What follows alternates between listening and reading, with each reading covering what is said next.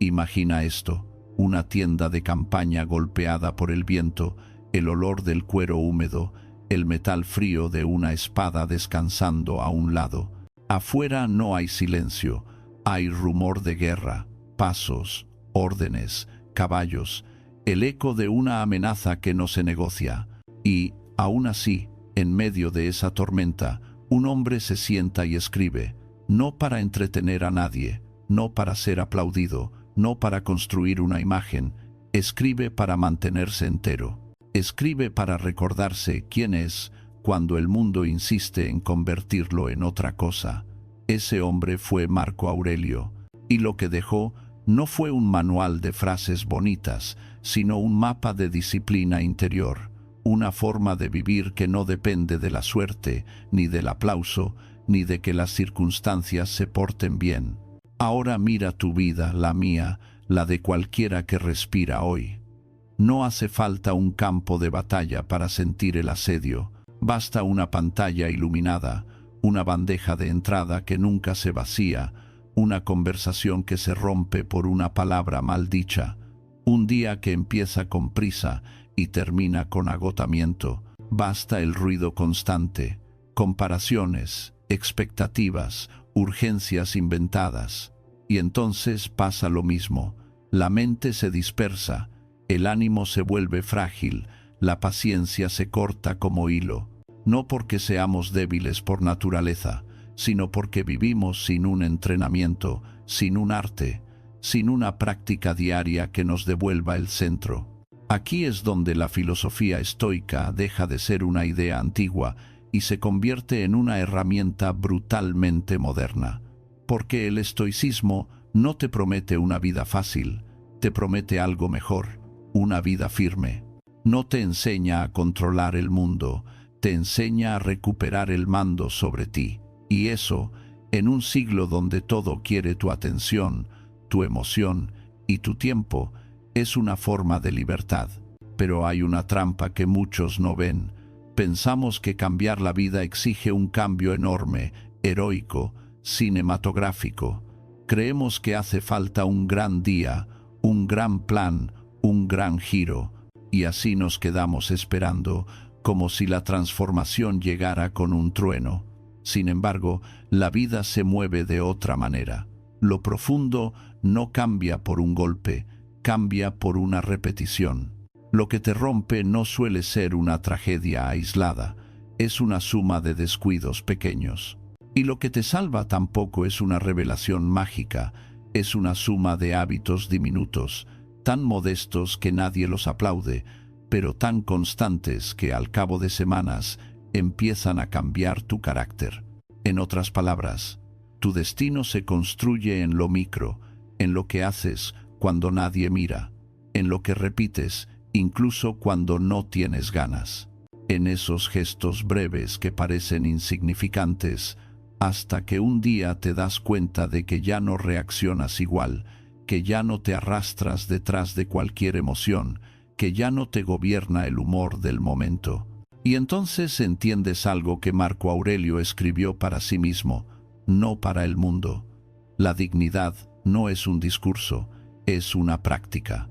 Por eso hoy no vamos a hablar de teoría en el aire. Vamos a hablar de 12 microhábitos estoicos, acciones de 30 segundos, 1 minuto, 2 minutos, 5 como mucho. No son rituales complicados. No necesitan un retiro en la montaña ni una vida perfecta. Caben en un lunes lleno de cosas, caben incluso en un día malo, y precisamente por eso funcionan, porque no dependen de tu motivación, dependen de tu elección. Son pequeñas palancas que, si las repites, inclinan tu mente hacia la calma, tu corazón hacia la templanza y tus decisiones hacia lo correcto. No te voy a vender una ilusión. La ansiedad no desaparece por arte de magia. La tristeza no se evapora con frases bonitas. La gente seguirá siendo gente, a veces amable, a veces injusta, a veces torpe, a veces cruel. Los planes se romperán, la economía cambiará, el cuerpo se cansará. Habrá días en que sentirás que no avanzas. Todo eso es parte del terreno. Lo que cambia, y cambia de verdad, es quién eres tú dentro de ese terreno. Lo que cambia es tu capacidad de mantener la cabeza fría cuando todo aprieta, tu capacidad de actuar con virtud cuando sería fácil actuar con rabia, tu capacidad de elegir lo noble por encima de lo cómodo. Y aquí aparece la pregunta decisiva, la que separa a quien lee ideas de quien vive con ellas. ¿De quién es el mando en tu vida? Porque el mando no es un título, ni un salario, ni una posición. El mando es la capacidad de decidir tu respuesta. El mando es la distancia entre lo que sientes y lo que haces. El mando es que una provocación no te arrastre, que una crítica no te destruya, que un fracaso no te convierta en un enemigo de ti mismo. El mando es poder decir, esto no me define, esto no me gobierna, esto es solo un suceso, yo elijo mi juicio y mi acción. La mayoría de las personas entrega ese mando sin darse cuenta. Lo entrega al primer comentario hiriente, a la primera comparación, al algoritmo que decide qué te indigna hoy, a la urgencia que grita más fuerte. Y así vivimos como hojas arrastradas por el viento, no por falta de inteligencia, sino por falta de práctica. La práctica es lo que convierte una idea en carácter. La práctica es lo que convierte una intención en conducta. La práctica es lo que convierte un quiero ser mejor en un soy alguien que se gobierna. Los microhábitos que vas a escuchar no son una lista para presumir. Son un entrenamiento para cuando nadie aplaude. Son un modo de recuperar lo que el mundo te roba cada día sin pedir permiso. Tu atención, tu serenidad, tu enfoque, tu dignidad. Y no necesitas hacerlos perfectos. Necesitas hacerlos reales. Necesitas que se vuelvan tan naturales como lavarte la cara. Porque hay un tipo de victoria que no se ve en fotos, pero que pesa más que cualquier éxito externo, la victoria de no traicionarte. Piensa en ello con honestidad. ¿Cuántas veces en esta semana has reaccionado y luego te has arrepentido? ¿Cuántas veces te has quedado enganchado a una preocupación que no podías resolver? ¿Cuántas veces has sentido que el día te arrastraba y tú solo intentabas sobrevivir? No es culpa tuya sentirlo, es humano. Pero sí es tu responsabilidad entrenarte. Porque si no te entrenas, alguien o algo lo hará por ti. El miedo, el orgullo, la comodidad, la ira, la distracción. Y entonces, tu vida no será tuya, será una respuesta automática. Hoy te propongo algo distinto, volver a ti. No con grandes promesas, sino con pequeñas decisiones. No con una revolución, sino con disciplina. La disciplina no como castigo, sino como respeto propio, como una manera de decirte cada día, soy alguien capaz de sostenerse. Y eso, aunque parezca simple, cambia todo. Empezaremos por la base, la raíz de la calma, distinguir lo que depende de ti y lo que no. Porque cuando entiendes eso, dejas de pelear con el mundo y empiezas a construirte. Y cuando te construyes, incluso el mundo más difícil se vuelve habitable. Porque ya no pides que la vida sea suave, te vuelves tú sólido. La base no es un truco psicológico ni una frase para tatuarse. La base es una frontera, una línea invisible que separa la vida de la esclavitud interior. Marco Aurelio la repetía como quien se aferra a una cuerda cuando el mar se embravece. No todo es tuyo, pero algo sí lo es. No puedes gobernarlo todo, pero puedes gobernarte. Y cuando esa idea deja de ser teoría y se vuelve hábito, ocurre una transformación silenciosa. El mundo sigue siendo el mismo, pero tú ya no eres el mismo frente al mundo. Hay un error que nos agota más que el trabajo, más que la falta de sueño y más que la mala suerte: confundir el territorio, creer que tu paz depende de lo que no controlas. Y así, sin darnos cuenta, nos pasamos el día intentando negociar con lo imposible, que los demás piensen bien de nosotros, que el tráfico se abra, que la economía se comporte, que el pasado no haya sucedido, que una persona cambie por arte de magia, que una noticia no exista. Es una guerra sin victoria, y cada batalla perdida deja un residuo: irritación, ansiedad, resentimiento, una fatiga que no se cura con descanso, porque es una fatiga moral, el cansancio de vivir fuera de tu jurisdicción. La disciplina estoica empieza al revés de lo que muchos esperan. No comienza con haz más, comienza con deja de cargar lo que no te corresponde, lo que te pertenece, y esto es crucial: no es el resultado, no es la opinión ajena, no es el giro del destino. Lo que te pertenece es tu juicio, tu intención, tu elección del siguiente paso, es tu forma de interpretar lo que sucede, es el tipo de persona que decides ser cuando sucede. Eso es tuyo, completamente tuyo. Y lo demás, aunque te afecte, no es tuyo en el mismo sentido.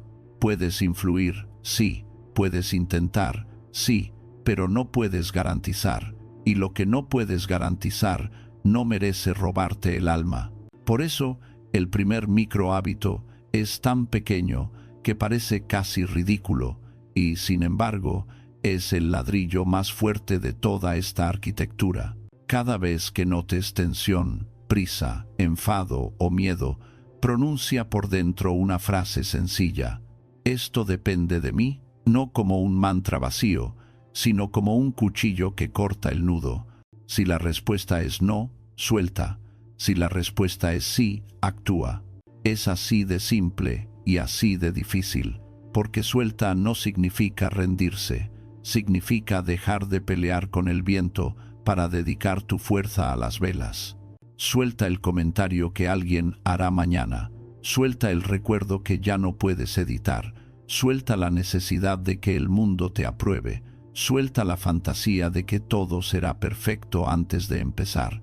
La vida no te pide perfección, te pide presencia. Y la presencia nace cuando dejas de gastar energía en lo que no está en tus manos. En ese instante, la mente se aclara como un cielo después de la lluvia, no porque el problema haya desaparecido, sino porque tú has recuperado tu lugar.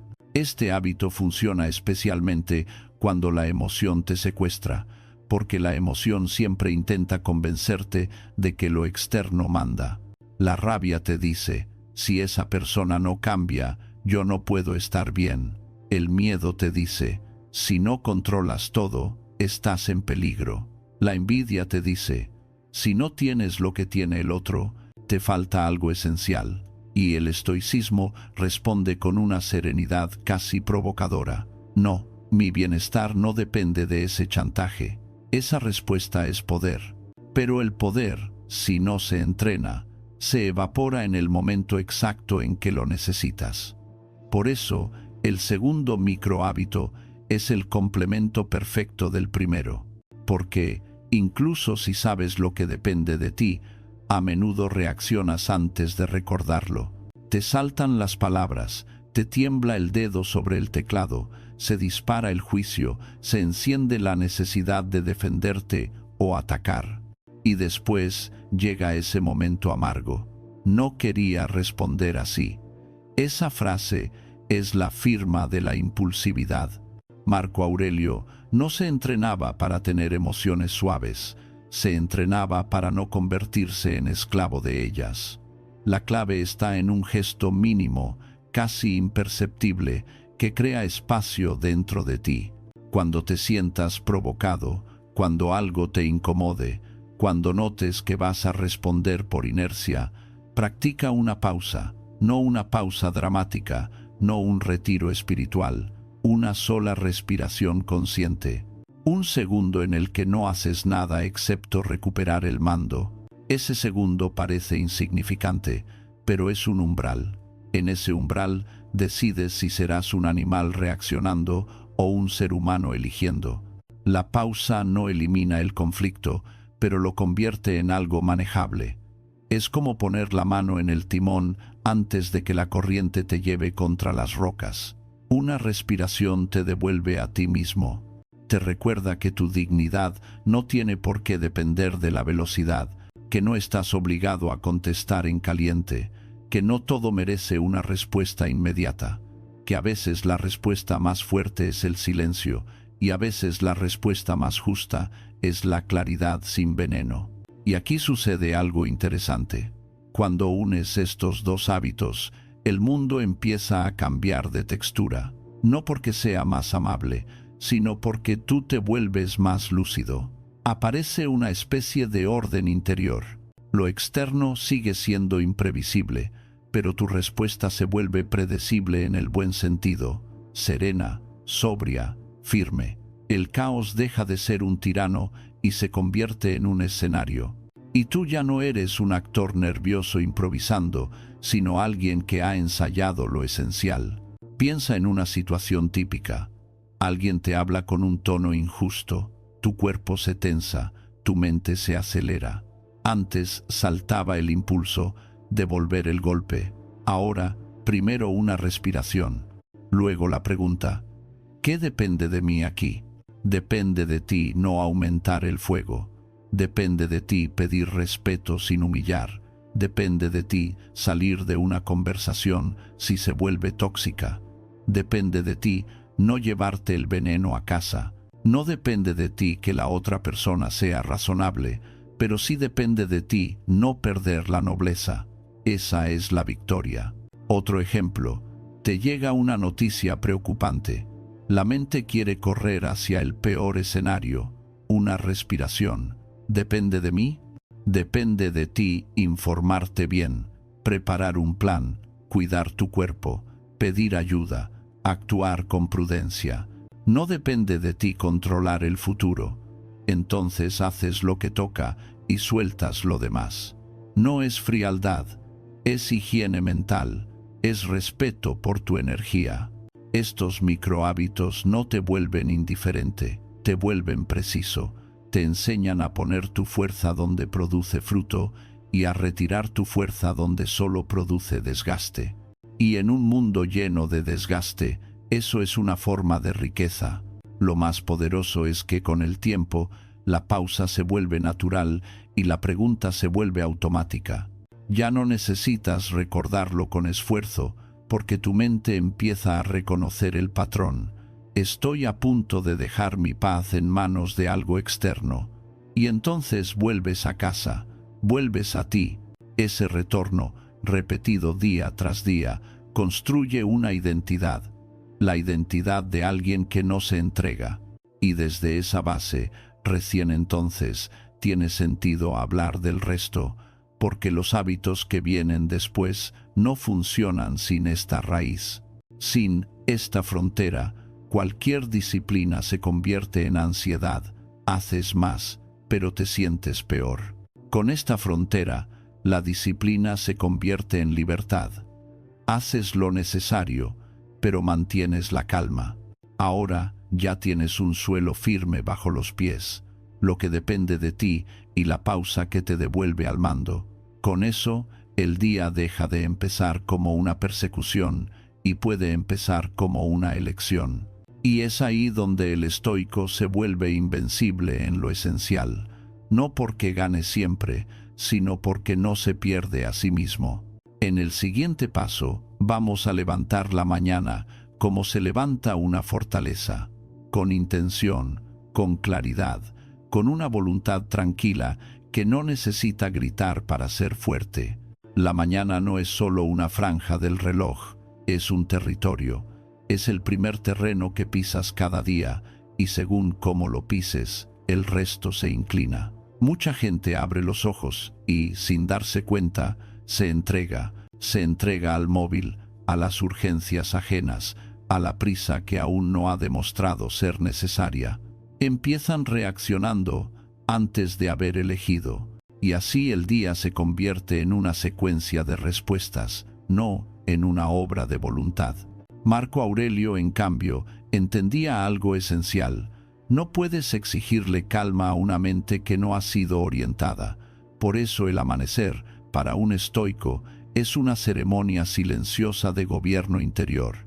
No hablo de rituales extravagantes, hablo de algo más austero y más poderoso, un gesto mínimo que fija el rumbo, porque si no decides tu dirección, la decidirá el ruido. Si no eliges tus prioridades, las elegirán tus impulsos. Y cuando llega la noche, no estás cansado solo por lo que hiciste, sino por lo que permitiste que te hicieran por dentro. El primer microhábito de esta parte es una intención breve, como un juramento sin teatro. 1 minuto, nada más. Antes de que el mundo te toque, te tocas tú. Te dices una frase que no busca motivarte, sino recordarte tu estándar. Algo como, hoy actuaré con dignidad, pase lo que pase. O, hoy seré dueño de mis juicios. O, hoy no venderé mi paz a cambio de comodidad. No importa la fórmula exacta, importa el espíritu. Es una declaración de identidad, no un deseo. No es, ojalá me salga bien, sino, así voy a comportarme. Este gesto tiene una fuerza sorprendente porque ataca la raíz de muchos fracasos cotidianos, la falta de coherencia. Cuando no te defines por dentro, te defines por fuera. Si no te recuerdas quién quieres ser, acabarás siendo lo que la situación te exija. Y la situación casi siempre exige lo más fácil: quejarte, reaccionar, aplazar, dispersarte. La intención matinal, en cambio, pone una vara en la mano, te da una medida, y, a lo largo del día, cada decisión se convierte en una pregunta implícita. ¿Esto está a la altura de lo que juré esta mañana? No se trata de ser duro contigo, se trata de ser claro. La claridad es un acto de misericordia. Te evita negociaciones internas interminables. Te evita esa fatiga mental de estar discutiendo contigo mismo a cada paso. Cuando hay intención, no hay tanta confusión. Puede haber dificultad, sí, pero no hay esa niebla que convierte cualquier cosa en una excusa. Además, esta intención no es un pensamiento bonito, es un ancla. Cuando el día se vuelve hostil, cuando aparece un imprevisto, cuando alguien te provoca, tu mente puede volver a esa frase como quien vuelve a un puerto. Y entonces recuerdas que la meta no es tener un día cómodo, sino un día recto.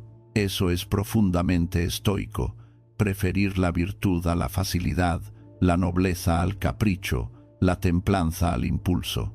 El segundo microhábito de la mañana es igual de breve, pero aún más afilado. No consiste en imaginar un futuro glorioso, consiste en anticipar el roce, en aceptar, antes de salir a vivir, que el mundo no está diseñado para complacerte. 1 minuto y medio, quizá 2.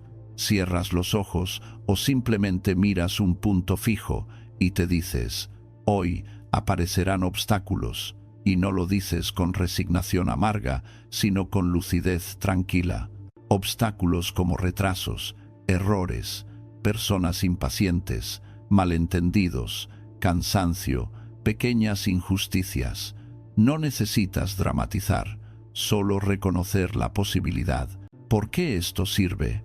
Porque gran parte de nuestra frustración no proviene del problema, sino de la sorpresa. Nos enfadamos porque no esperábamos el atasco, porque no esperábamos que nos contestaran así, porque no esperábamos que la tarea se complicara, como si el mundo nos debiera un camino limpio. Y entonces, cuando el camino no es limpio, lo vivimos como una ofensa. El estoico corta ese engaño por la mañana. Lo difícil no es una anomalía, es parte del contrato. Cuando anticipas el roce, tu mente deja de interpretar el obstáculo como un insulto personal. Lo interpreta como material de entrenamiento, y eso cambia la calidad de tu energía. Ya no te preguntas, ¿por qué a mí?, sino, ¿cómo lo manejo con dignidad? El foco se desplaza de la queja a la acción, del drama a la virtud. Este micro hábito tiene un efecto secundario precioso. Te vuelve más agradecido sin obligarte a fingir. porque cuando has contemplado que el día puede venir pesado, cualquier momento sencillo se convierte en un regalo, un café en calma, una conversación amable, una tarea que sale a la primera, un trayecto sin conflicto. La gratitud no nace solo de la abundancia, nace del contraste. Y el contraste lo fabricas cuando miras la realidad sin maquillaje. Ahora une las dos piezas, intención y previsión. Primero decides cómo quieres ser, luego aceptas lo que es probable que llegue. Eso convierte tu mañana en un acto de liderazgo. Te despiertas no como una víctima del calendario, sino como un comandante de tu conducta, y esa diferencia, aunque parezca sutil, cambia la estructura de tu vida, porque la vida, en gran medida, es la suma de tus mañanas. Piensa en el impacto práctico. Si tu intención del día es la templanza, tal vez contestas un mensaje con calma en vez de ironía. Si tu intención es la justicia, quizá escuchas de verdad a alguien en vez de imponer tu prisa. Si tu intención es el coraje, quizás empiezas esa tarea que llevas semanas evitando. Y si además has anticipado el roce, cuando el primer obstáculo aparece, no te rompe el ritmo, simplemente confirmas lo que ya sabías y sigues. Así se construye la consistencia, no por días perfectos, sino por respuestas estables. Hay algo profundamente humano en esto. Todos hemos sentido esa sensación de despertar y ya estar perdiendo, ya estar tarde, ya estar endeudados con el día antes de que el día comience. El estoicismo propone otra forma de despertar, con una voluntad sobria que no necesita euforia. No te pide que te levantes feliz, te pide que te levantes responsable. Y la responsabilidad, cuando se practica con calma, se convierte en paz. Con el tiempo, estas dos prácticas matinales crean una mente que no se desmorona con facilidad. Crean una especie de columna vertebral interna. Te vuelves menos reactivo, no porque te importe menos, sino porque te gobiernas más. Y empiezas a notar un detalle decisivo. La serenidad no es ausencia de problemas, es presencia de dirección. A partir de aquí, el entrenamiento se vuelve más fino. Una cosa es orientar el día, otra es sostener esa orientación cuando el mundo te empuja hacia abajo, hacia lo pequeño, hacia el ego. Para eso existe el siguiente paso: elevar la perspectiva, mirar desde más alto, recordar lo breve que es todo y lo irrelevante que se vuelve el drama cuando lo observas con amplitud. Ese cambio de perspectiva no te quita humanidad, te devuelve el tamaño real de las cosas. Y cuando las cosas recuperan su tamaño real, tú recuperas tu calma. Hay momentos en los que no te falta fuerza, ni talento, ni incluso tiempo. Lo que te falta es altura. Estás demasiado cerca de lo que ocurre, tan cerca que cualquier detalle se vuelve un terremoto. Una mirada, un comentario, un silencio, un contratiempo de 10 minutos, y de pronto el interior se llena de ruido. La mente, cuando pierde perspectiva, se convierte en una habitación sin ventanas. Todo parece más grande, más urgente, más definitivo de lo que en realidad es. Marco Aurelio lo sabía, y por eso entrenaba una virtud que no se ve, pero sostiene todas las demás: la capacidad de mirar desde un lugar más amplio. La vida contemporánea nos empuja hacia la proximidad constante. Todo está aquí, ahora, encima de nosotros. Notificaciones, comparaciones, opiniones, crisis ajenas, expectativas propias. No hay descanso para la atención. Y cuando la atención está secuestrada, la emoción manda. Entonces, reaccionas no porque seas impulsivo por naturaleza, sino porque estás atrapado en la primera capa de la realidad, la capa del instante.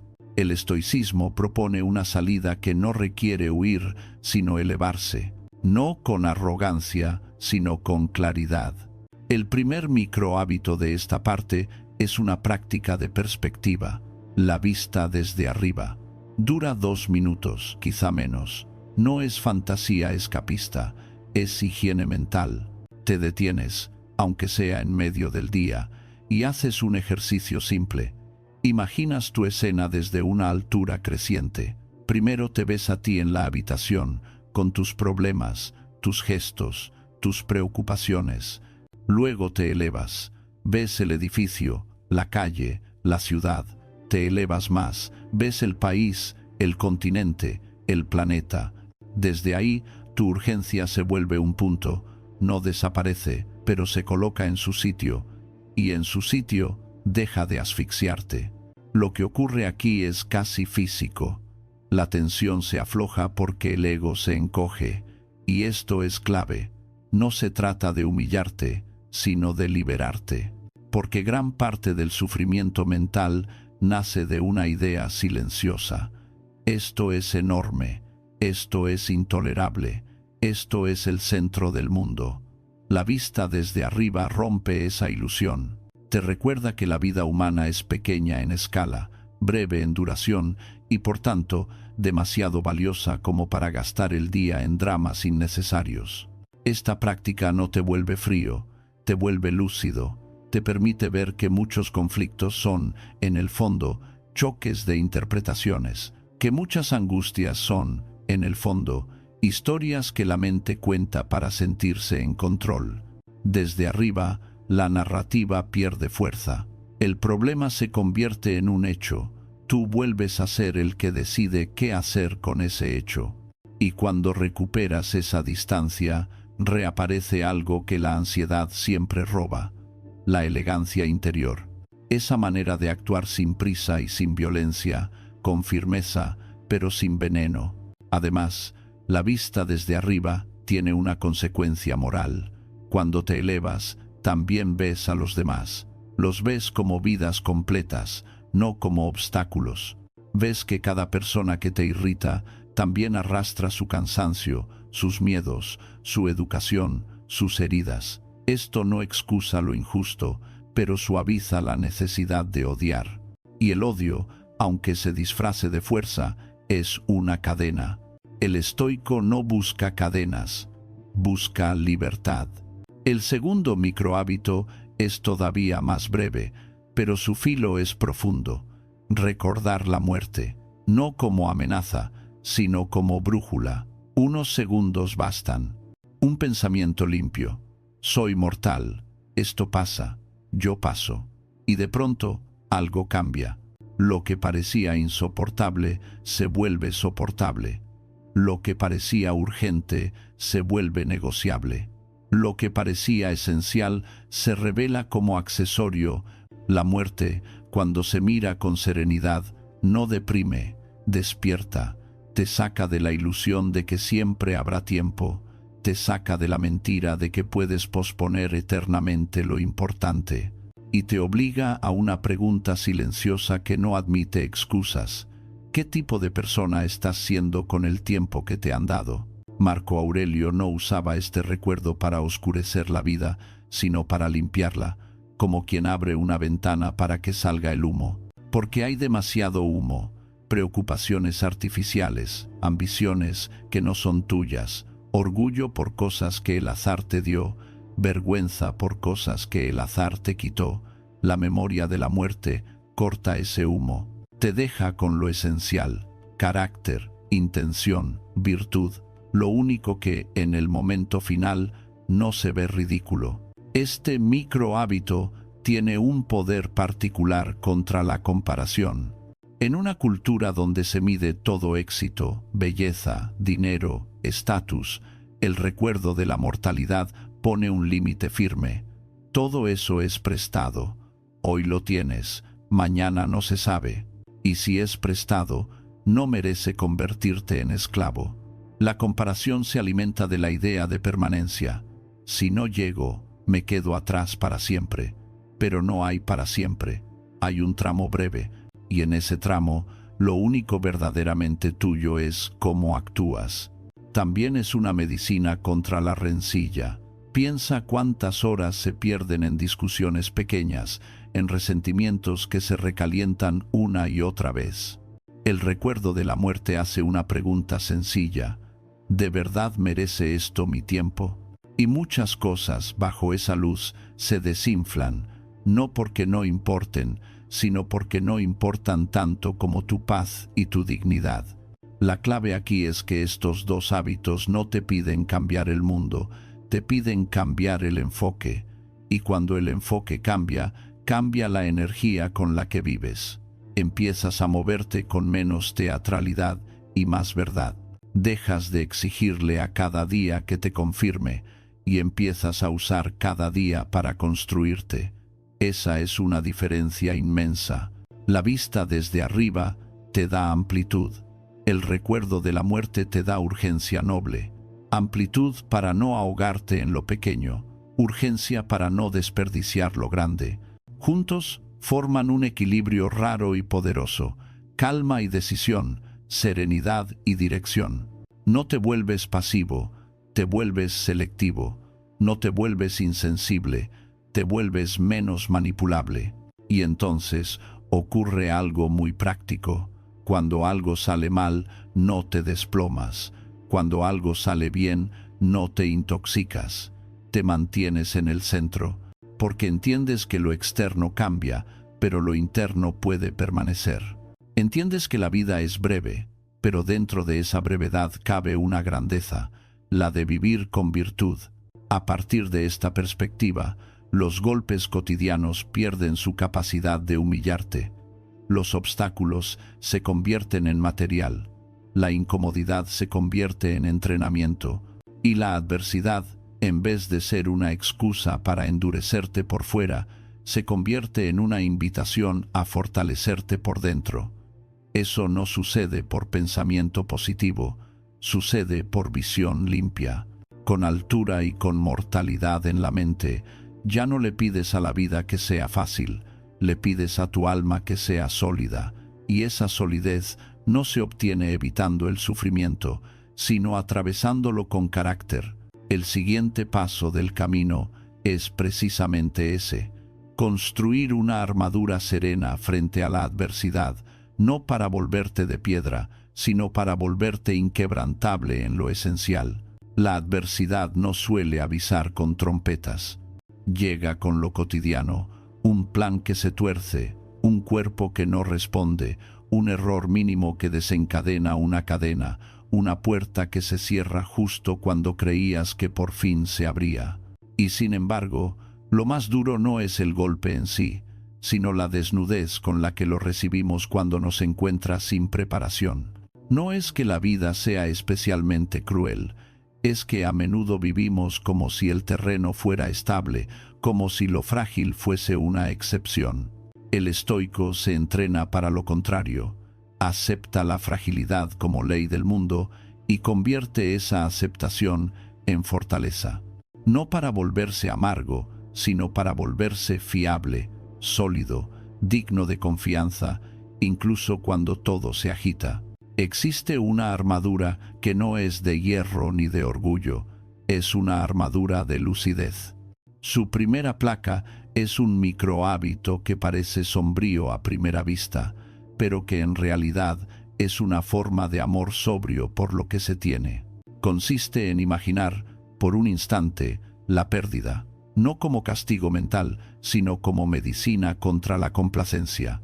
Tomar algo que hoy está en tu vida, una relación, una oportunidad, una capacidad, una rutina que das por hecha, y contemplar con serenidad que podría no estar mañana. Ese pensamiento, sostenido apenas un par de minutos, no te roba alegría, se la devuelve limpia, porque cuando recuerdas que lo que tienes es prestado, lo dejas de tratar como un derecho. Y cuando dejas de tratarlo como un derecho, aparece una gratitud sin ruido, una gratitud adulta que no depende de que el día sea perfecto. Esta visualización negativa no busca asustarte, busca quitarte la ceguera. La mente, si no se educa, se acostumbra a lo bueno con una rapidez casi indecente, lo normaliza, lo vuelve invisible y luego, Cuando la vida lo toca, cuando cambia la forma de lo cotidiano, reaccionas como si te hubieran robado algo que era tuyo para siempre.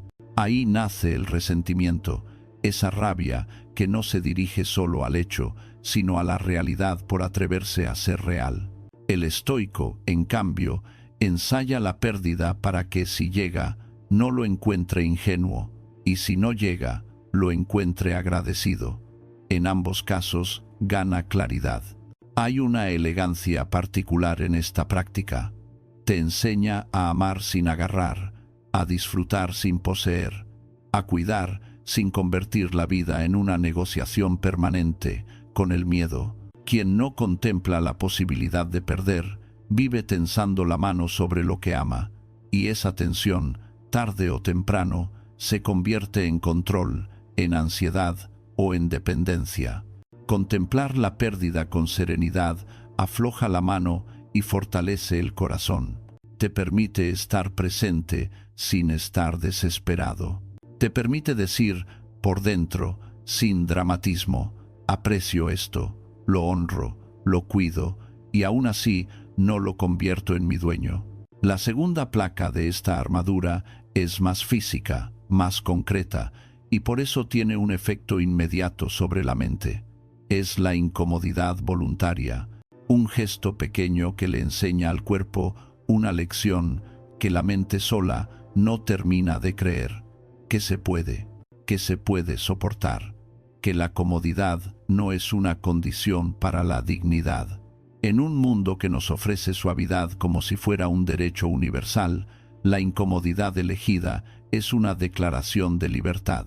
No se trata de castigarse ni de romantizar el sufrimiento, sino de entrenar la capacidad de no derrumbarse cuando lo cómodo desaparece, porque lo cómodo siempre desaparece tarde o temprano. La incomodidad voluntaria se practica con modestia. No necesita heroísmo ni espectáculo. Puede ser una ducha un poco más fría durante 30 segundos. Puede ser caminar un tramo que siempre haces con prisa. Puede ser elegir una comida simple en lugar de la recompensa automática. Puede ser apagar el móvil durante 1 hora y soportar el vacío sin correr a llenarlo. Pequeñas renuncias que no están hechas para impresionar a nadie, sino para recordarte que tu voluntad existe, que no eres solo un conjunto de reflejos buscando alivio, que puedes decir no a lo inmediato para decir sí a lo importante. Este hábito tiene algo de entrenamiento militar, pero con una finalidad más humana: construir confianza interna, porque la mente se calma cuando sabe que el cuerpo no es un tirano. Muchas ansiedades nacen de la fragilidad percibida. No podré con esto, no aguantaré, me hundiré si me falta tal cosa. La incomodidad voluntaria desmonta esa profecía con hechos. No discutes con tu miedo, lo desmientes. Y cuando lo desmientes varias veces, se vuelve más pequeño, menos convincente. Empiezas a llevar dentro una certeza tranquila. He pasado por menos y he estado bien. Puedo volver a hacerlo. Además, esta práctica te protege de una trampa muy actual, la del estímulo constante. Estamos acostumbrados a llenar cada hueco: música, vídeos, mensajes, ruido. La incomodidad voluntaria también es aprender a estar con el silencio sin sentir que te falta algo. Es recuperar el dominio de la atención. Y cuando dominas la atención, dominas el resto, porque lo que no gobiernas en la atención te gobierna en el ánimo. La visualización de la pérdida y la incomodidad elegida trabajan juntas como dos lados de una misma moneda. Una te enseña a no dar por garantizado lo que tienes. La otra te enseña a no depender de lo que tienes. Una limpia el apego, la otra fortalece la resistencia. Y en ese cruce nace una serenidad robusta. Disfrutas más, temes menos, agradeces sin aferrarte, te preparas sin obsesionarte, te vuelves, poco a poco, el tipo de persona que no necesita que el mundo sea amable para mantener su compostura.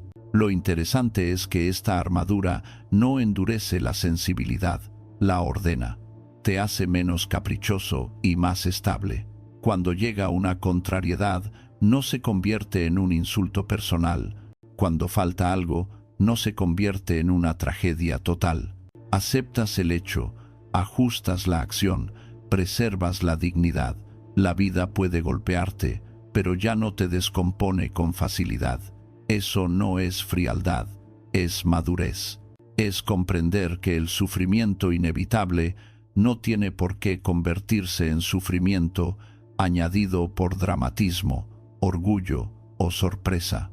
Y aún hay un efecto más sutil, quizá el más valioso.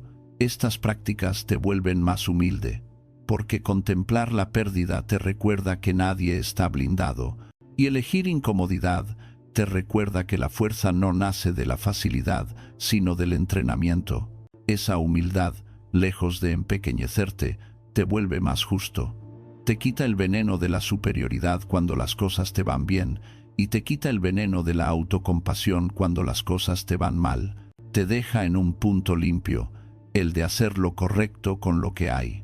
Con esta armadura, el mundo no se vuelve menos exigente, pero tú te vuelves menos vulnerable a su teatro, y es entonces cuando aparece el verdadero examen, los demás.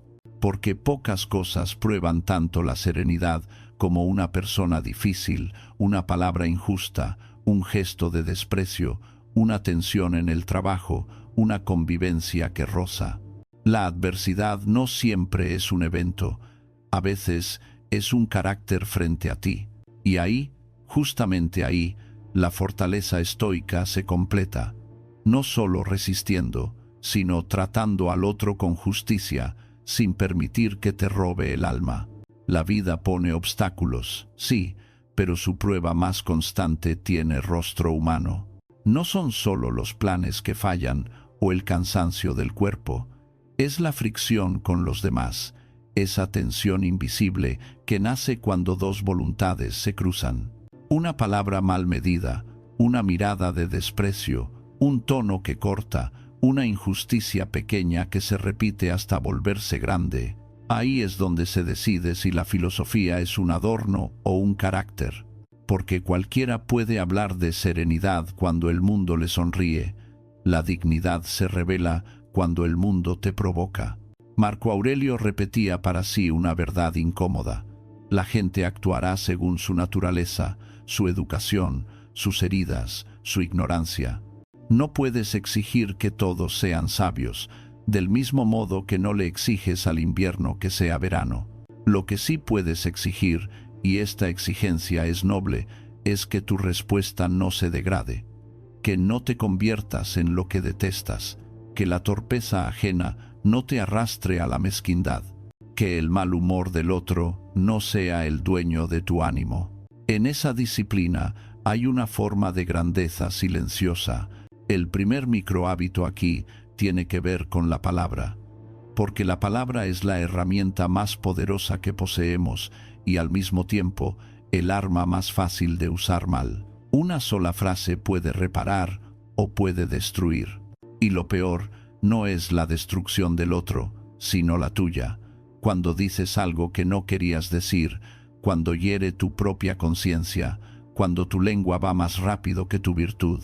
Por eso, el estoico entrena una regla sencilla, de aplicación instantánea. Hablar más despacio, hablar menos, hablar mejor. No es pasividad, es precisión. La práctica es mínima pero decisiva. Antes de responder, especialmente cuando sientes el impulso de defenderte o atacar, te impones un filtro mental. 3 palabras bastan como frontera interior: necesario, verdadero, digno. Lo necesario evita la verborrea y la justificación constante. Lo verdadero te protege de exagerar, de manipular, de convertir una emoción en un hecho. Lo digno te impide rebajarte al barro. A veces la respuesta más digna es clara y firme, a veces es breve, a veces es el silencio, pero siempre es una respuesta que no te avergonzará cuando pase la tormenta. En la cultura de la reacción rápida, hablar con calma se ha vuelto un acto revolucionario. La gente se premia por la ocurrencia, por el sarcasmo, por la réplica fulminante. Pero lo fulminante rara vez es noble. Puede dar una victoria momentánea, una sensación de poder, y sin embargo deja un residuo. Te acostumbras a la agresión como forma de identidad. El estoico no busca esa clase de triunfo. Prefiere algo más raro, el triunfo de conservar la paz sin perder la firmeza. Hablar mejor no significa hablar bonito, significa no mentirte, significa no adornar tu ego con palabras que en realidad son excusas. Significa pedir perdón sin teatro, significa poner límites sin humillar, significa expresar un desacuerdo sin despreciar. Esto requiere práctica, y la práctica empieza con un gesto mínimo: bajar la velocidad. Cuando bajas la velocidad, vuelves a escuchar. Cuando vuelves a escuchar, recuperas el control. Cuando recuperas el control, ya no necesitas ganar la discusión, necesitas actuar con justicia.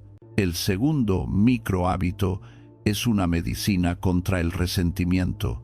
Esa sustancia lenta que envenena sin hacer ruido. Se llama interpretación caritativa y no tiene nada que ver con ingenuidad. No es justificar lo injustificable. Es un modo de impedir que tu mente se convierta en un tribunal paranoico donde todo se interpreta como ataque personal. La mayoría de las veces, la gente no actúa contra ti, actúa desde sí misma, desde su cansancio, su miedo, su torpeza, su historia, y recordar eso te libera de una carga enorme, la necesidad de tomártelo todo como una declaración de guerra. La práctica dura apenas unos segundos. Cuando alguien se muestra áspero, injusto o indiferente, en lugar de fabricar una historia venenosa, me odia, me desprecia, me quiere hundir, introduces una frase alternativa, más humana. Quizá está luchando con algo que yo no veo. O quizá no sabe hacerlo mejor. O quizá hoy le pesa la vida. No necesitas creerlo al 100%. Solo necesitas abrir un espacio donde tu emoción no sea el único juez. Ese espacio disminuye la intensidad del golpe y te deja elegir una respuesta más limpia. La interpretación caritativa no te obliga a tolerar el abuso, te permite responder sin odio, y eso es una diferencia gigantesca. Puedes poner un límite con respeto, puedes salir de una conversación sin despreciar, puedes decir no sin convertir al otro en enemigo. El odio te roba energía, te roba sueño, te roba presencia. La justicia, en cambio, puede ser firme sin ser cruel. La caridad interpretativa es el puente hacia esa justicia. Te recuerda que la mayoría de las heridas humanas vienen de la ignorancia, no de la maldad pura. Y aunque exista la maldad, tu alma no tiene por qué imitarla. Hay un punto aún más profundo. Cuando practicas estos dos hábitos, palabra digna e interpretación caritativa, empiezas a comprender algo que muchos tardan años en aceptar. La verdadera batalla no es contra las personas, sino contra el impulso de degradarte. No es el otro el que decide quién eres tú cuando decides cómo actuar frente al otro. Este cambio de enfoque es liberador. Te quita la obsesión por controlar la conducta ajena y la sustituye por un objetivo más noble: gobernar tu conducta. Observa lo que sucede cuando no entrenas esto. Una persona difícil entra en tu día y se queda dentro de ti durante horas. Repites la escena, construyes argumentos, ensayas respuestas tardías, alimentas fantasías de venganza o de humillación. El otro se va, pero deja su sombra. Eso es una derrota silenciosa. Has cedido tu paz a un estímulo externo. El estoico lo evita con disciplina sencilla, responde con justicia y luego suelta. No se queda rumiando, no necesita ganar 2 veces. no convierte el episodio en un veneno crónico. Y esto, lejos de hacerte débil, te vuelve temible en el sentido más noble, temible para la manipulación. La gente puede intentar provocarte, pero no puede usar tu ego como palanca. Puede existir conflicto, pero no caos interior. Puedes sentir rabia, pero no actuar desde ella. Puedes sentir dolor, pero no convertirlo en crueldad. Esa capacidad es poder real, el único poder que no depende de la posición ni del aplauso. Además, practicar justicia en lo pequeño refina el carácter. Empiezas a notar cómo hablas de otros cuando no están. Empiezas a elegir la honestidad cuando sería fácil disfrazar. Empiezas a corregir sin humillar, a enseñar sin despreciar, y sin buscarlo, te vuelves un punto estable para los demás. No porque seas perfecto, sino porque eres coherente. La coherencia inspira más que cualquier discurso. La relación con los otros es el gimnasio diario de la virtud. Cada interacción es una repetición. Cada provocación es una oportunidad de entrenar templanza. Cada desacuerdo es una oportunidad de entrenar justicia. Y cuando fallas porque fallarás, no te hundes en culpa, vuelves al estándar y corriges. Esa corrección continua es la marca de un espíritu serio. Con estos hábitos, el mundo social deja de ser un campo de minas y se convierte en un terreno de práctica. Ya no vas por ahí mendigando aprobación ni disparando defensa. Vas con una intención clara: preservar la dignidad y actuar con justicia. Y eso prepara el paso siguiente, porque la mayor parte de nuestra vida ocurre en el trabajo, en las tareas, en lo que construimos día tras día. Allí también hay fricción, presión, tentación de dispersarse. Allí también se necesita estoicismo, no como palabra antigua, sino como método para convertir el esfuerzo en crecimiento. El trabajo es uno de los lugares donde el alma se revela con más claridad, porque allí no bastan las intenciones, hacen falta hechos. Allí la voluntad se mide en constancia, la paciencia se mide en repetición y el carácter se mide en cómo te comportas cuando nadie te celebra. Y sin embargo, para muchos el trabajo se ha convertido en un escenario de desgaste. Empiezan con energía y terminan vacíos. Empiezan con enfoque y terminan dispersos. Empiezan con propósito y terminan sobreviviendo. No porque les falte capacidad, sino porque les falta una alquimia interior. Convertir la tarea en entrenamiento, la presión en disciplina, el esfuerzo en virtud.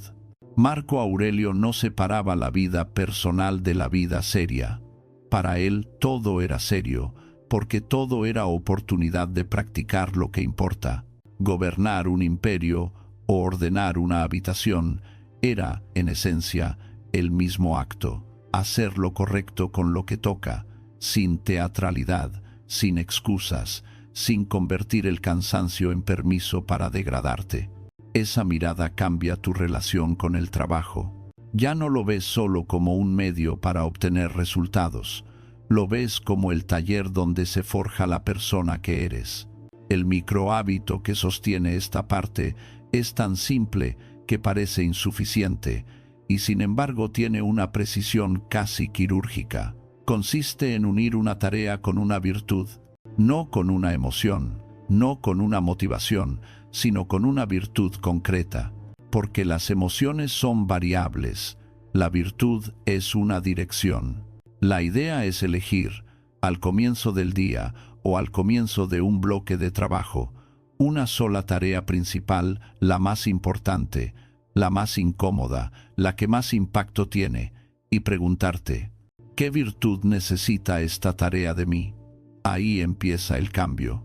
Si la tarea exige empezar, la virtud será el coraje. Coraje no como heroicidad, sino como capacidad de dar el primer paso sin esperar seguridad total. Si la tarea exige concentración, la virtud será la templanza, esa renuncia a la distracción, esa negativa tranquila a vender tu atención, a cambio de estímulos baratos.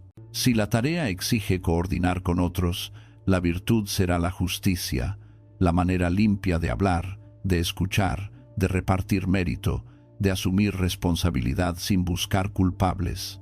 Si la tarea exige decidir, la virtud será la sabiduría, ese juicio sobrio que no se precipita ni se paraliza. De pronto, el trabajo deja de ser solo una lista y se convierte en una práctica moral. Este microhábito funciona porque cambia la pregunta interior. La mayoría trabaja con una pregunta que desgasta, ¿tengo ganas? O una que asusta, ¿y si sale mal? O una que dispersa. ¿Qué debería hacer primero? La unión de tarea y virtud introduce una pregunta más fuerte. ¿Qué tipo de persona debo ser aquí? Esa pregunta no depende del humor, depende de la identidad. Y la identidad, cuando se cuida, se vuelve un motor más fiable que la motivación. Además, la virtud tiene un efecto silencioso sobre la ansiedad. La ansiedad se alimenta del resultado, de la necesidad de controlar cómo saldrá todo, de la obsesión por la aprobación, por el rendimiento perfecto. La virtud, en cambio, te ancla en el proceso, te da un objetivo interno, actuar bien, y actuar bien está en tu esfera. Puedes fallar y aún así mantener tu dignidad. Puedes no ser reconocido y aún así conservar tu rectitud. Puedes atravesar un día difícil y aún así no traicionarte. Eso reduce la presión tóxica, esa presión que no impulsa, sino que aplasta. Piensa en un ejemplo concreto. Tienes una tarea que llevas posponiendo semanas. La mente la rodea, la exagera, la convierte en monstruo. Te prometes que la harás cuando te sientas listo, pero ese listo no llega porque no es un estado, es una decisión. Si eliges la virtud del coraje, ya no negocias con el miedo, no necesitas sentirte valiente, actúas con valentía. Abres el documento, escribes la primera línea, haces la primera llamada. No buscas perfección, buscas inicio, y el inicio, casi siempre, rompe el hechizo. Otro ejemplo, te encuentras en un ambiente donde todo interrumpe, mensajes, notificaciones, microurgencias, ruido. Si eliges la templanza como virtud de tu tarea, la disciplina se vuelve concreta. Temples tu atención como se templa el acero, apagando lo superfluo, cerrando puertas, eligiendo una cosa. No es castigo, es respeto, porque la atención es tu vida en forma de minutos. La vida que entregas a la dispersión no vuelve. La templanza es, en el fondo, un acto de amor propio. Cuando la tarea es social, reuniones, equipo, clientes, familia, incluso la justicia, se vuelve el criterio. Justicia es no descargar tu estrés en otros. Justicia es no manipular con culpa. Justicia es reconocer tu parte cuando algo falla. Justicia es hablar sin humillar. Y lo curioso es que, cuando actúas con justicia, el trabajo se vuelve más ligero, no porque desaparezcan los problemas, sino porque desaparece el veneno. El veneno en el trabajo no es la carga, es la mala fe, es la política pequeña, la mentira sutil, el ego que exige ser servido. La justicia limpia el ambiente, aunque no todos la practiquen. Al menos tú no te conviertes en fuente de oscuridad. Y cuando toca decidir, la sabiduría impone un orden. No correr por correr, no pensar eternamente sin actuar. Sabiduría es evaluar, elegir y comprometerse. Es entender que muchas decisiones no necesitan certeza absoluta, sino dirección razonable y capacidad de ajuste. La sabiduría estoica no es rigidez, es claridad. Te permite decir, esto es suficiente para avanzar. Y avanzar en la vida suele ser mejor que esperar el escenario ideal. Este hábito también reencuadra el éxito. El éxito deja de ser un pedestal, se vuelve consecuencia. Tú no trabajas para sentirte superior, trabajas para cumplir con tu deber de manera digna. Esa palabra deber suena pesada en una época que idolatra la libertad sin límites, pero el deber bien entendido es liberador, porque te saca del capricho, te da estructura, te permite ser alguien en quien se puede confiar. Y esa confianza, interna y externa, es uno de los bienes más raros. Hay algo más. Unir tarea y virtud transforma incluso los días malos. Un día malo ya no es solo un día perdido, puede ser un día de entrenamiento avanzado.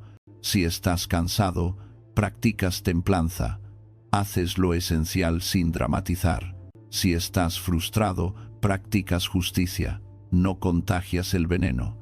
Si estás desmotivado, practicas coraje, haces el siguiente paso aunque sea pequeño.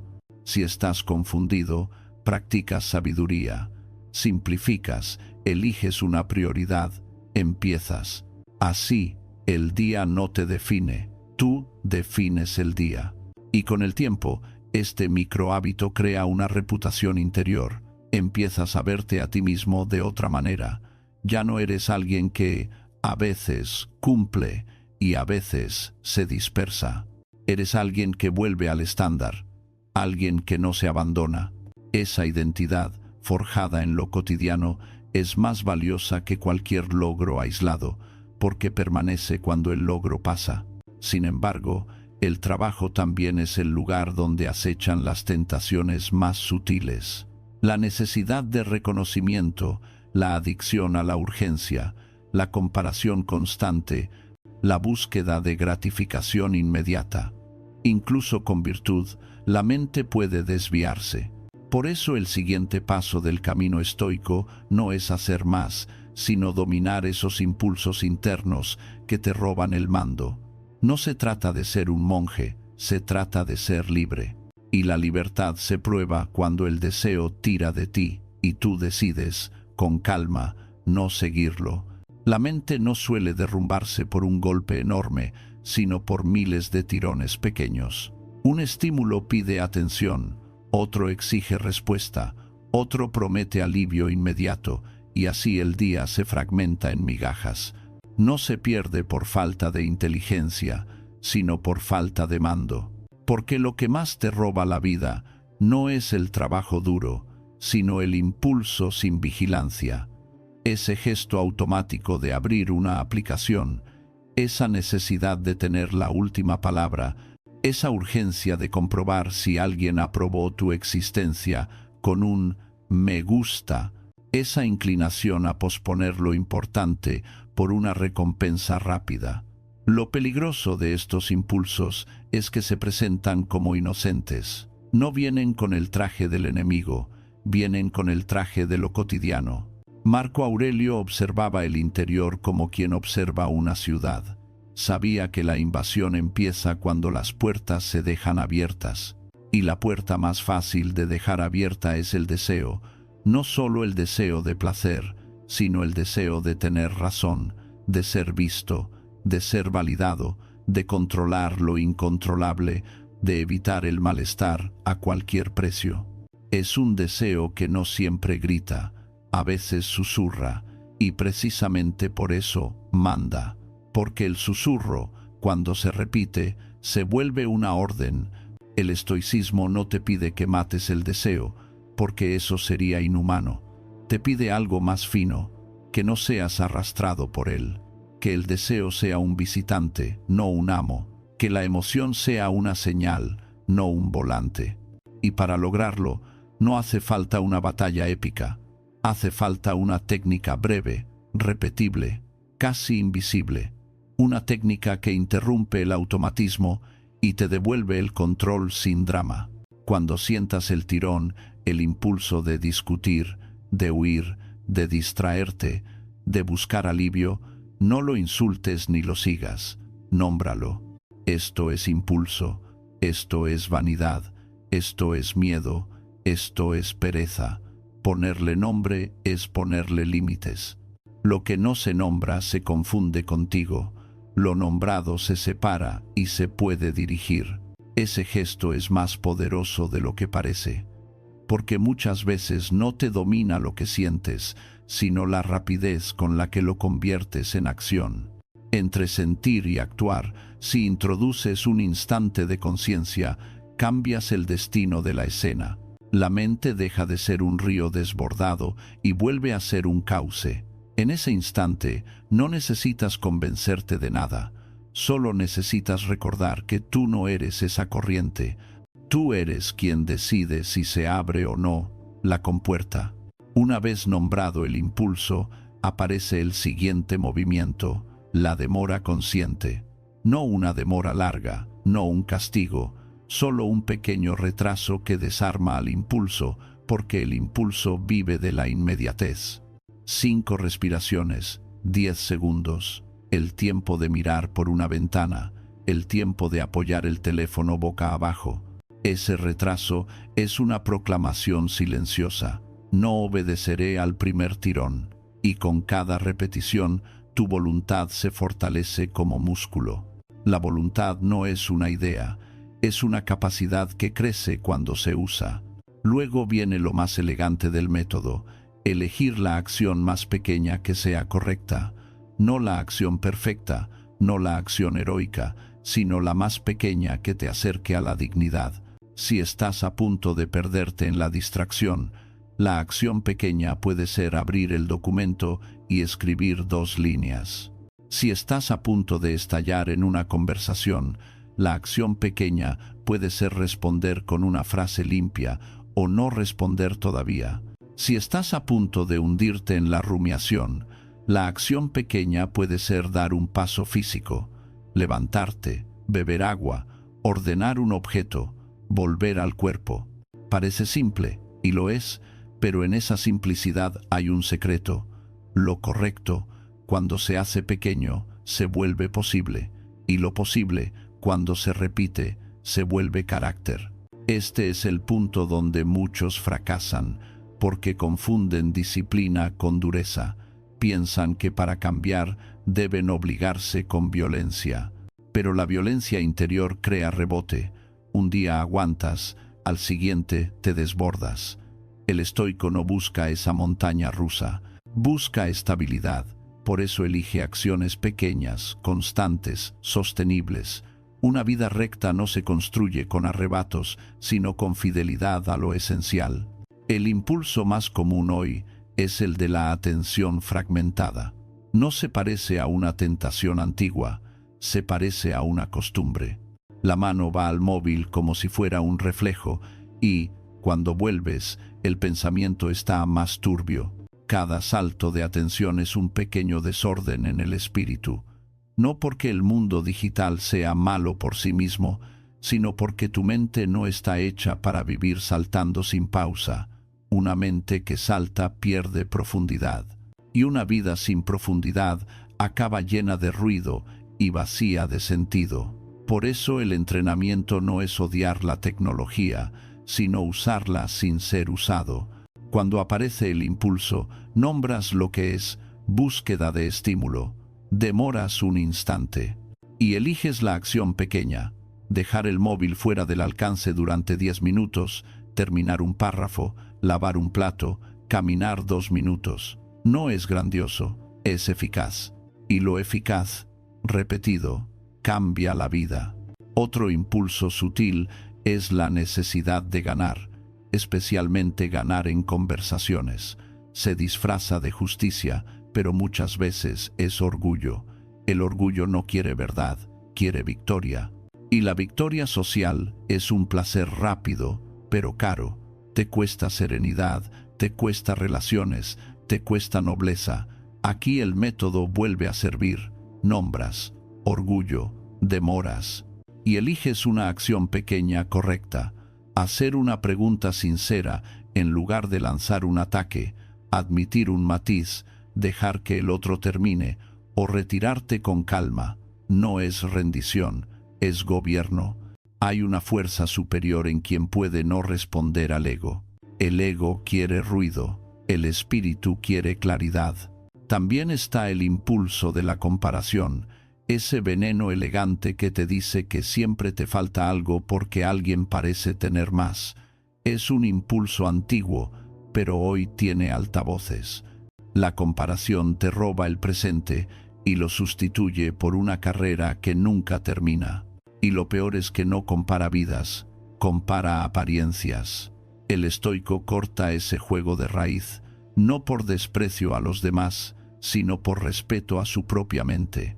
Nombras, comparación, demoras, y eliges la acción pequeña correcta, volver a tu tarea, volver a tu cuerpo, volver a un gesto de gratitud sobria, volver a tu estándar. El estándar estoico no es ser más que otros, sino ser mejor que tu versión sin vigilancia.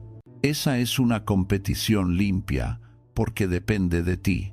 Y luego está el impulso más cruel, la rumiación, el pensamiento que gira como una rueda rota. La rumiación pretende resolver, pero en realidad desgasta. Te vende la ilusión de control a cambio de tu paz.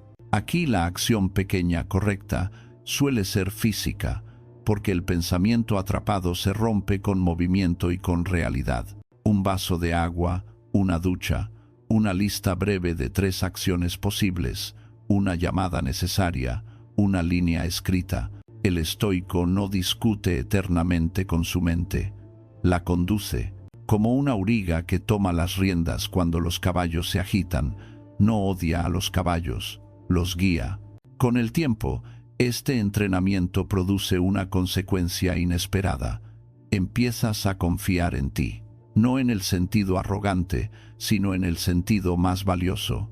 Sabes que, cuando aparezca el impulso, habrá respuesta.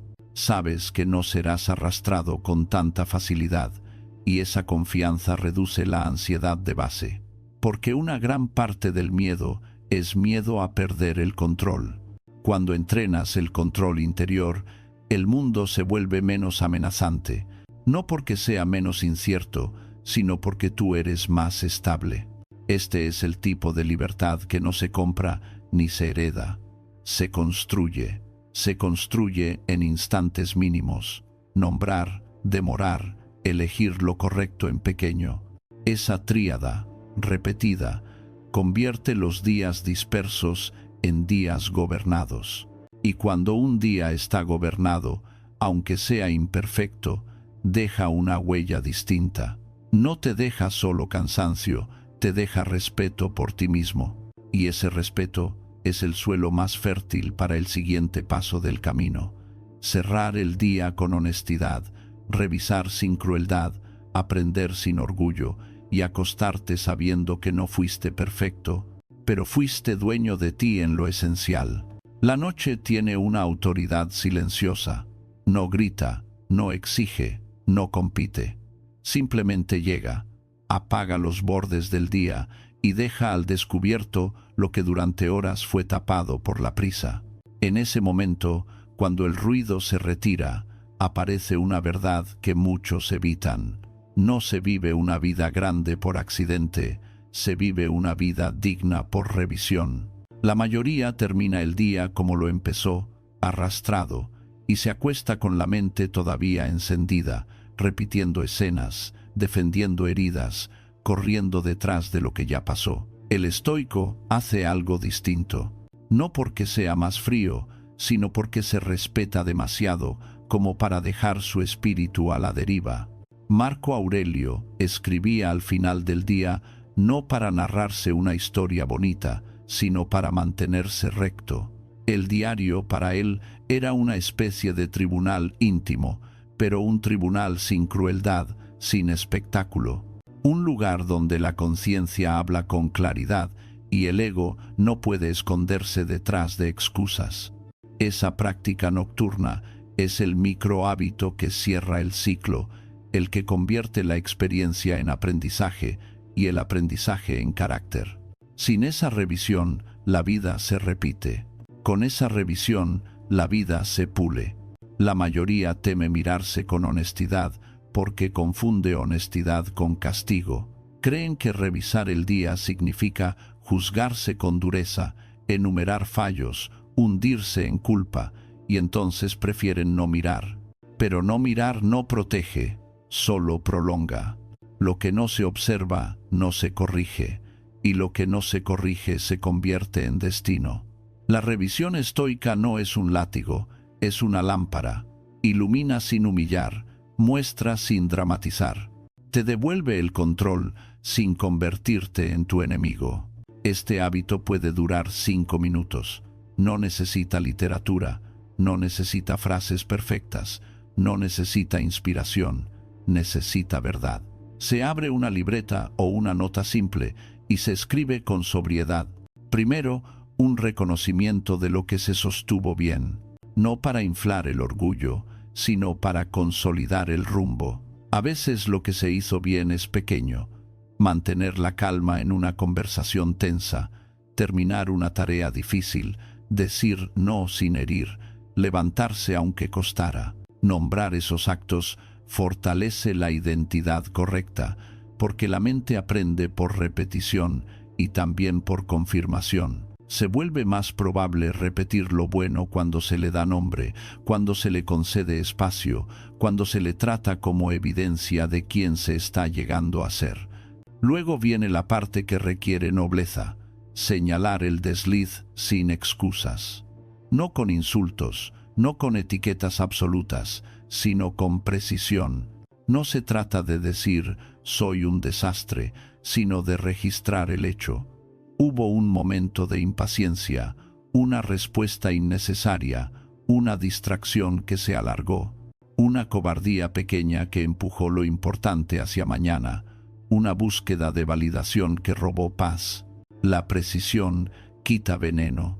Cuando se describe el comportamiento con claridad, se evita esa nube de vergüenza que lo contamina todo. La vergüenza dice que uno es malo. La revisión estoica dice que uno hizo algo imperfecto y puede corregirlo. Esa diferencia salva. Y hay un tercer movimiento, el más transformador, porque convierte el diagnóstico en acción. Se elige una corrección mínima para el día siguiente. No una revolución, no una lista infinita, sino un ajuste concreto. Un acto pequeño que repare el desliz detectado. Si hoy se habló de más, mañana se decide hablar con más lentitud. Si hoy se cayó en una distracción larga, mañana se decide cerrar esa puerta durante un bloque breve. Si hoy se actuó con dureza, mañana se decide practicar un gesto de justicia, pedir perdón, reconocer mérito, escuchar sin interrumpir. Lo importante es que el ajuste sea realista, medible, sencillo. La grandeza se construye con correcciones pequeñas sostenidas, no con promesas grandilocuentes que mueren al amanecer. Esta revisión nocturna tiene un efecto inmediato sobre la mente. La apaga con dignidad, porque una mente que no revisa se queda rumiando. La rumiación es una revisión deformada. Repite sin aprender, acusa sin corregir, dramatiza sin resolver. La revisión estoica, en cambio, ordena, pone cada cosa en su lugar, extrae una lección y suelta el resto. Es una forma de decirle al día: ya cumpliste tu función, ya enseñaste lo que podías enseñar, ahora puedes terminar. Esa capacidad de cerrar es un lujo espiritual en tiempos de sobrecarga. También cambia la relación con el éxito y el fracaso. El éxito deja de ser una máscara que hay que mantener. Se vuelve un dato. El fracaso deja de ser una sentencia. Se vuelve material. Cuando todo se somete al mismo proceso de observación, la vida se vuelve menos dramática y más consciente. Y lo consciente es más libre. Quien revisa con honestidad no vive en modo defensa, vive en modo construcción. Hay una dimensión aún más íntima. Este hábito entrena la fidelidad a uno mismo. Mucha gente se promete cosas y luego se traiciona en lo pequeño, y esa traición repetida genera una herida silenciosa, la pérdida de confianza interior. Se vuelve difícil creer en las propias palabras. La revisión nocturna cierra esa herida poco a poco porque demuestra seriedad. Aunque el día haya sido imperfecto, la persona que se sienta a revisar está diciendo con hechos: mi vida importa, mi carácter importa, mi conducta importa. Esa seriedad genera respeto, y el respeto por uno mismo es una fuerza que no necesita aplauso. Para que la práctica sea completa, el estoico añade un último gesto breve, una línea de gratitud sobria. No gratitud forzada, no un optimismo artificial, sino reconocimiento de algo simple que sostuvo el día. Una comida, una conversación, un momento de calma, un cuerpo que respondió, una oportunidad de aprender, incluso una dificultad que enseñó paciencia. Esa línea no cambia los hechos, pero cambia el sabor interior con el que se entra en el sueño. La gratitud no niega lo difícil, lo equilibra, impide que la mente se quede pegada al defecto como si fuera lo único real. Le recuerda que la vida, incluso en su aspereza, tuvo un instante digno de ser honrado. Con el tiempo, este micro hábito crea un efecto acumulativo que es casi imposible de ver en un solo día, pero evidente al cabo de semanas. La persona se vuelve más coherente, no porque elimine sus fallos, sino porque los detecta antes. No porque nunca caiga, sino porque se levanta con método. Se vuelve más estable porque se conoce, y se conoce porque se mira. La autoconciencia, en el estoicismo, no es narcisismo, es responsabilidad. Y sucede algo más, algo que Marco Aurelio habría reconocido. La vida deja de ser una sucesión de días y se convierte en una obra de artesanía. Cada noche pule una arista, cada revisión endereza un hábito, cada corrección mínima salva una hora futura. No se trata de vivir sin errores, sino de vivir sin autoengaño. El autoengaño es la verdadera derrota, porque bloquea el cambio. Cuando se apaga la luz después de ese pequeño examen, el descanso es distinto. No es solo cansancio, es reposo. No es solo dormir, es cerrar un capítulo con dignidad. La noche ya no es un escape, es una transición consciente. Y así, casi sin ruido, se construye una vida que no depende de la suerte para sentirse valiosa. Una vida que se apoya en la única base que no se derrumba. El carácter trabajado a diario, con el día revisado y el ánimo limpio, el camino queda preparado para el cierre final. Tomar todo lo aprendido y convertirlo en un compromiso breve, practicable, de pocos días, para que estos microhábitos no se queden como ideas bonitas, sino que se vuelvan tu forma natural de estar en el mundo. Llegar hasta aquí no significa que tu vida haya cambiado todavía. Significa algo más importante. Ahora tienes un mapa, y un mapa, por sí solo, no mueve a nadie. Lo que mueve es el paso. Lo que cambia es la repetición. La diferencia entre quien admira la filosofía y quien se vuelve filosófico en la vida real es simple y brutal. El segundo practica cuando no apetece, cuando no hay aplauso, cuando el día es torpe, cuando la mente quiere escaparse. Ahí nace el carácter, ahí nace el cambio. Los microhábitos estoicos no son una lista para sentirte superior, son una arquitectura para sostenerte. Son pequeñas puertas que se abren hacia una vida más limpia por dentro, una vida con menos reacción, menos ruido, menos autotraición. Y sobre todo, una vida con más dignidad, esa palabra que hoy se menciona poco, pero que en secreto todos añoran. La sensación de mirarte al espejo sin tener que justificarte. Si algo merece quedar grabado de todo este recorrido, es esto. No necesitas controlar el mundo para vivir bien, necesitas controlarte a ti, no en el sentido rígido de reprimirte, sino en el sentido noble de gobernarte. Gobernarte significa elegir tu juicio, elegir tu respuesta, elegir tu conducta cuando la emoción empuja y el entorno presiona. Eso es libertad. Y la libertad, a diferencia de la suerte, se entrena. La mente moderna está cansada de teorías. Ha leído demasiado y ha practicado poco. Por eso, el cierre no debe ser un discurso, sino un compromiso simple, realizable, sin grandilocuencia. Aquí tienes una propuesta que no depende de un día perfecto.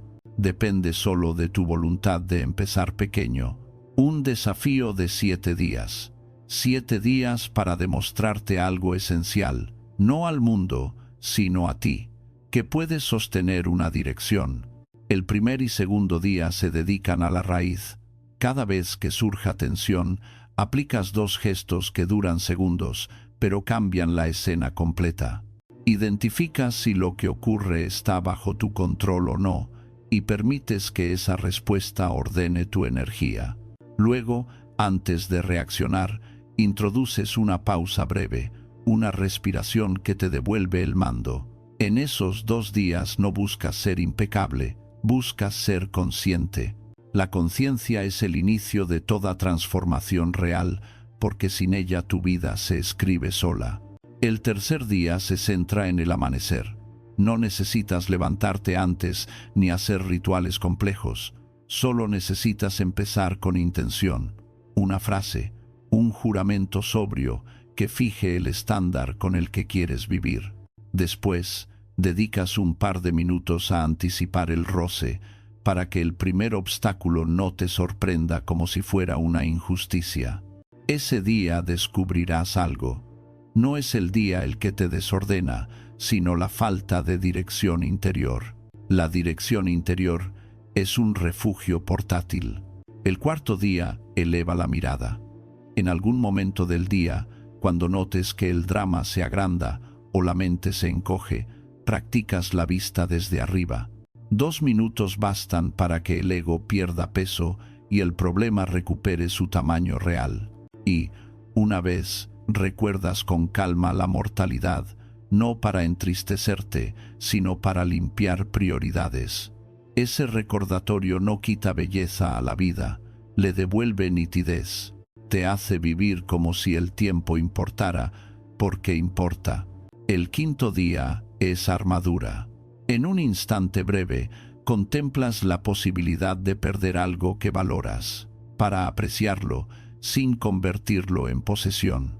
Luego eliges una incomodidad voluntaria pequeña, algo que fortalezca tu voluntad sin romperte, una renuncia que te recuerde que no eres esclavo de la facilidad. Ese día notarás una fortaleza extraña y serena. No viene de ganar, viene de comprobar que puedes sostenerte, incluso sin el confort al que estás acostumbrado. El sexto día es relación. La prueba se vuelve social. Allí practicas hablar con dignidad, menos, más lento, con verdad y necesidad, sin veneno. Y cuando alguien te roce con torpeza o injusticia, introduces una interpretación caritativa para no convertirte en un tribunal furioso. Justicia no es tolerar todo. Justicia es no destruirte a ti mismo en el intento de corregir a otro. Ese día verás que mucha paz se pierde no por lo que ocurre, sino por cómo lo interpretas y cómo lo devuelves. El séptimo día es integración. Reúnes todo en una versión ligera que puedas repetir en adelante. Eliges una tarea importante y la unes a una virtud. Coraje para empezar, templanza para sostener, justicia para tratar, sabiduría para decidir. Cuando aparezcan impulsos de distracción o reacción, los nombras, los demoras y eliges la acción correcta más pequeña. Y al final del día, haces la revisión nocturna. Reconoces lo que se sostuvo, corriges lo que falló sin crueldad y decides un ajuste concreto para mañana. Terminas con una línea de gratitud sobria, no para fingir que todo fue fácil, sino para recordar que incluso en el esfuerzo hubo algo digno de ser honrado. Este desafío no pretende convertirte en otra persona en una semana. Pretende algo más realista y más profundo, devolverte la evidencia de que tú puedes gobernarte, y esa evidencia es combustible, porque cuando la mente ha probado que puede sostener disciplina, deja de sentirse víctima del impulso, empieza a respetarse, y el respeto propio cuando es auténtico, es la base de una vida diferente. No te engañes, habrá días en que falles. Fallar no es el problema es abandonar la práctica como si un fallo invalidara el camino. El estoico no confunde caída con derrota. La derrota es renunciar al estándar. La caída es solo un dato. Se aprende, se corrige, se continúa. Esa continuidad es lo que te cambia, no la intensidad, sino la fidelidad. Imagina cómo sería tu vida si, en lugar de reaccionar por defecto, respondieras por elección. Si, en lugar de dispersarte a cada impulso, pudieras volver a la tarea con calma. Si, en lugar de vivir al ritmo del mundo, vivieras al ritmo de tu criterio. Esa vida no es un sueño lejano, es el resultado natural de microdecisiones repetidas. La grandeza, al final, no es una montaña, es un camino. Marco Aurelio no escribió para volverse famoso, escribió para no perderse. Esa es la invitación más honesta que puede ofrecer el estoicismo. No prometerte una vida sin tormentas, sino una vida donde la tormenta no te arrebate el timón. Conserva lo que depende de ti, practica lo pequeño, honra lo esencial, y cuando el mundo vuelva a gritar, tú podrás permanecer sereno, no por indiferencia, sino por disciplina. Porque la disciplina, cuando es digna, no es una cadena, es tu forma más alta de libertad.